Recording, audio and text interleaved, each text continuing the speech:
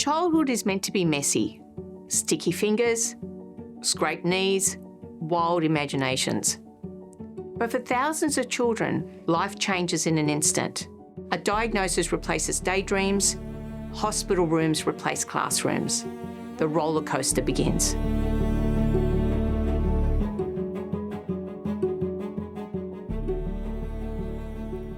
In 2025, more than 400,000 children and adolescents will be diagnosed with childhood cancer worldwide.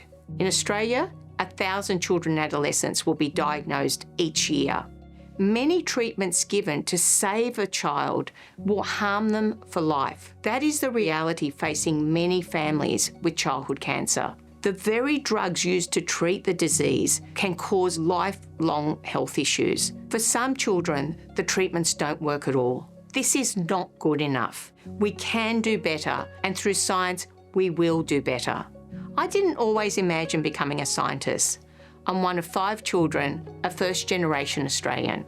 My parents came from Cyprus, chasing opportunity.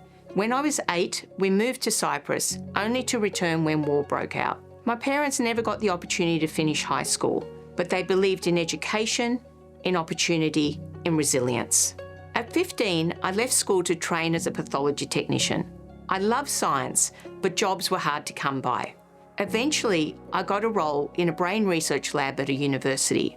That's where I fell in love with medical research. But life had other plans. At 21, I was diagnosed with cancer. It was aggressive.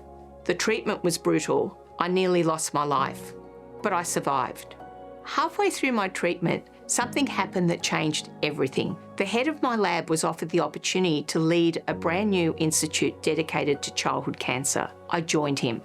There I met children going through what I was going through, but they were so much younger. Some didn't survive.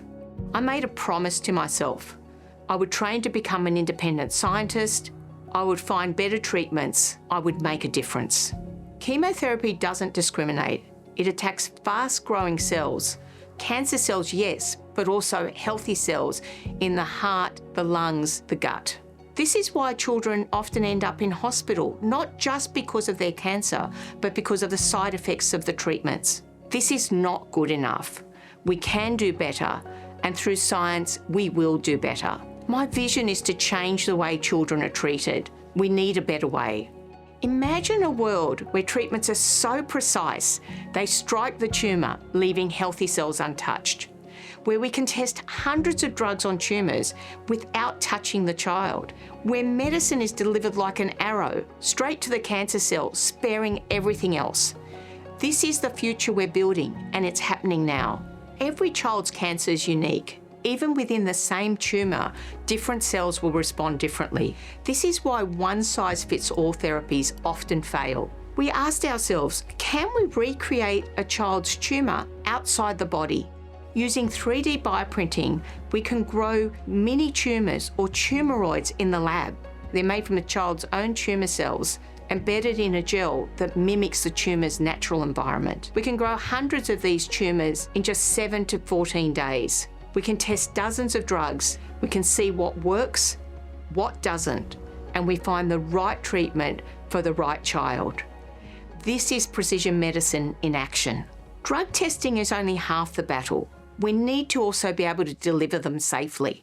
And this is where nanotechnology comes in. We've developed nanoparticles, tiny carriers, thousands of times smaller than a grain of sand. We can load these nanoparticles with cancer therapy. Then we attach bispecific antibodies. These are molecules that can attach to 2 targets. One part attaches to the drug-loaded nanoparticle, the other part locks onto the cancer cell where it delivers the therapy. It's like giving the drug a GPS and a key to the tumour.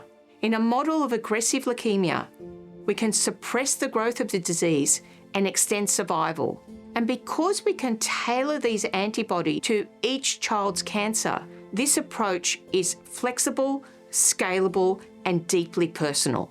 Childhood cancer is driven by genetic changes. Some of these genetic changes cannot be targeted with traditional drugs, but we can silence them. RNA interference is a method we use to switch off cancer genes.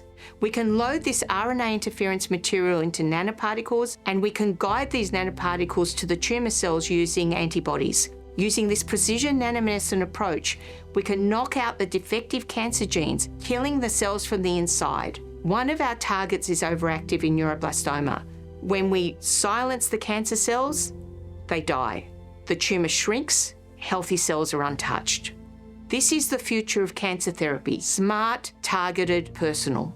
Albert Einstein said, "Imagination is more important than knowledge." If we can imagine a better future for children with cancer, we can build it. My journey as a young cancer patient to a scientist taught me that life does not always go according to plan. But if we follow what we believe in, if we stay curious, if we stay kind, we can make a difference. Because the tiniest tools, nanoparticles, RNA, even a single idea can lead to the biggest hope. One big idea, when driven by purpose and compassion, can change the world, one child at a time.